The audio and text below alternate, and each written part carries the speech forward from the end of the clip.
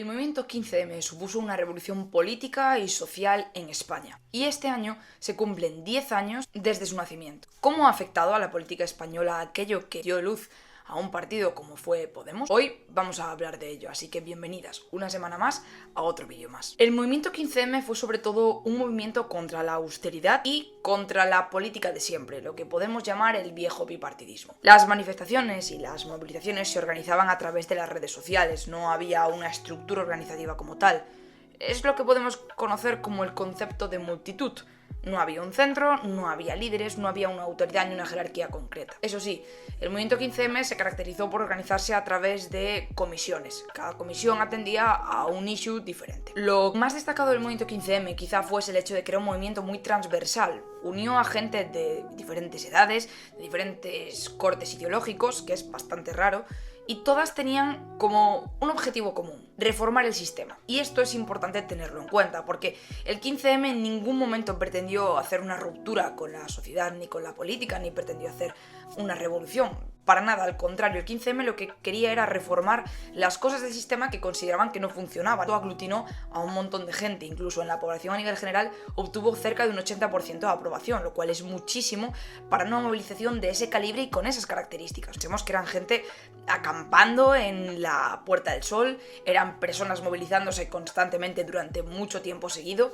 Que esto haya tenido ese nivel de aceptación habla mucho del impacto y de la trascendencia que tuvo las peticiones que ellos y ellas tenían. ¿Cuáles eran estas peticiones? En primer lugar, un no a la corrupción. Estaban cansados y cansadas de la corrupción del bipartidismo. Querían también una reforma del sistema electoral para hacer una única circunscripción, a permitir la entrada de más partidos. Querían una sanidad y una educación pública de calidad, acceso a una vivienda digna, acabar con el Plan Bolonia, que la separación de poderes fuese real y efectiva, una ley de memoria histórica. Es decir, realmente lo que querían era pues que se cumpliesen los derechos básicos y fundamentales y que hubiese unos servicios públicos de calidad. De radical tiene bastante poco, es bastante humano. Pero el 15M supuso un cambio muy grande porque de repente aglutinó a mucha gente de una manera bastante espontánea y sobre todo a través de las redes sociales, que luego explicaremos por qué. Quizá uno de los mayores impactos que ha tenido igualmente es cómo ha revalorizado la importancia en política de las redes sociales. Tenéis que pensar que además el contexto en el que se estaba viendo el 15M también coincidió con el de la primavera árabe, un momento en el que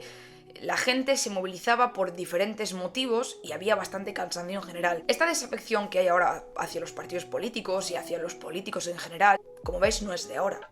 Ya se viene arrastrando, sobre todo a raíz del gobierno de Zapatero. En este momento, además, veníamos de un momento de crisis económica, había estallado ya la crisis del 2008, Zapatero ya llevaba una legislatura a sus espaldas, con lo cual el desgaste era muy importante. Entonces, ¿cómo afectó eso a la política española? Porque algo muy importante y que probablemente sea una de las cosas que más se recuerda del 15M, sea que Podemos nació del 15M. Pero hay que matizar esto. Podemos no es la personificación o la cristalización como tal del espíritu del 15M. El 15M huía de la institucionalización, huía de la vieja política. El 15M, en términos generales, no quería institucionalizarse, pero había un ala del 15M, los llamados 15 mallistas veteranos, que eran personas que sí que estaban preocupadas por cuánto duraría el movimiento, porque empezó con mucha fuerza, pero con el paso de los días y de las semanas fue perdiendo fuerza de movilización, perdiendo impacto mediático. Y es que al final, pensadlo, es un movimiento que no tenía ningún tipo de cohesión ideológica. Había gente de todos los espectros ideológicos que sí tenían algo en común, que era que querían reformar un sistema que consideraban que no funcionaba, pero no había una jerarquía, todo se realizaba de manera asamblearia y por consenso, con lo cual esto acabó por llevar a una disolución del movimiento, dado que se agotó. Es normal, pensad que llevar todo de manera asamblearia en diferentes puntos de España, organizarlo todo de manera por redes sociales y demás, sin que haya un nexo ideológico, complica mucho el asunto. Ya lo complica el hecho de organizarse en un sindicato, sea de trabajadores, sea de estudiantes. Si ya es complicado y hay una afinidad ideológica detrás, pues imaginaos lo complicado que será hacerlo con cientos de miles de personas. Pero es que Podemos no es una cristalización perfecta del movimiento 15M, es una cristalización de ciertos ideales del 15M, como la ruptura con el bipartidismo, como la renovación democrática, como la exigencia de unos derechos fundamentales básicos y que se cumplan. Pero una cosa que marcó la ruptura con el 15M, que fue el discurso inaugural de Podemos, donde Pablo Iglesias dijo aquella conocida frase de: el cielo no se toma por consenso, El cielo se toma por asalto. Bienvenidos a la Asamblea, sí se puede. Luchar, crear, poder popular. Y ahí hubo una ruptura, porque el 15M siempre mantuvo lo mismo, que las cosas tenían que conseguirse por consensos, por reformas. En ningún momento querían hacer un cambio radical del sistema, no querían asaltar el sistema. En cambio, Podemos introdujo eso de que hay que asaltarlo, que hay que cambiarlo, pero al contraataque. Eso es algo que con el tiempo han ido cambiando, pero es interesante ver cómo a partir de aquí el bipartidismo se rompió. Si tuviéramos que irnos a las consecuencias, evidentemente la primera va a ser la ruptura con el bipartidismo.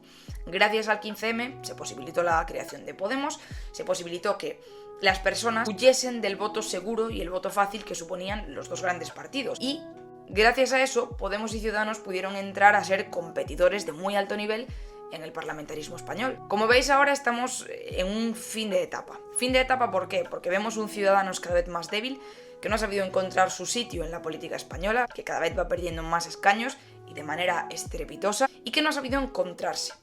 Nació con la idea de ser un partido que ocupase el centro político a nivel nacional, pero se escoraron a la derecha, pactaron con el PP y por lo tanto demostraron que no era un partido de centro real. Un partido de centro real hubiese pactado tanto con el PP como con el Partido Socialista.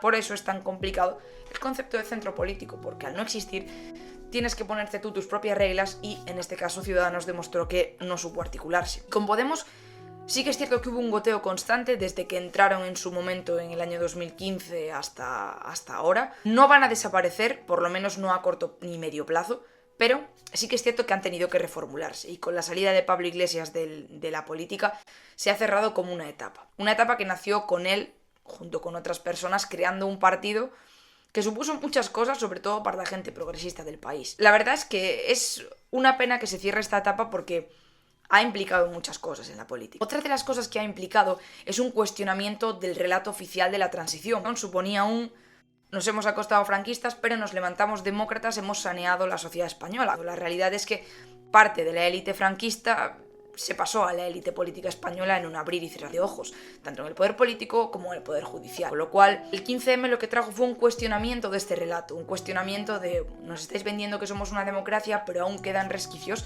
de la antigua dictadura. Esto era importante hacer ver que sí había una parte de la sociedad que no se tragaba el discurso de que la dictadura había sido completamente abolida. Y otra cosa que cambió, que para mí es la más importante y la que más impacta sobre todo en mi disciplina, es que le dio muchísima importancia al tema de las redes sociales. En el 15M todo se comunicaba por redes sociales, todo se discutía por redes sociales. Tanto la ciudadanía como los políticos se dieron cuenta de que las redes sociales son una herramienta brutal, no solamente para hacer una campaña electoral, sino de comunicación y debate.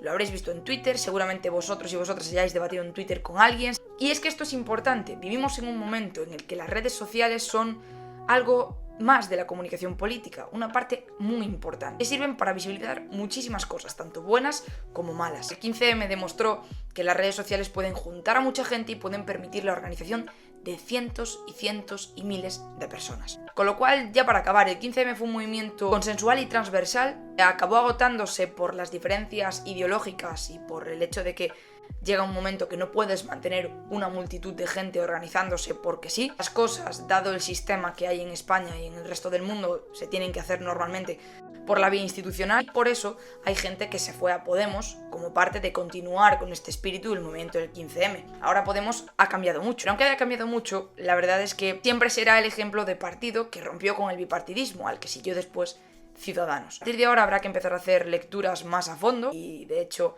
ojalá en el futuro podamos comentar 20 años del 15M y ver cómo cambió la política de entonces. Pero lo que es interesante es cuestionarse un sistema que por mucho tiempo que lleve arraigado puede hacer que la ciudadanía esté descontenta. De hecho, algo muy importante fue que el 15M demostró que la sociedad civil, si quiere, puede organizarse.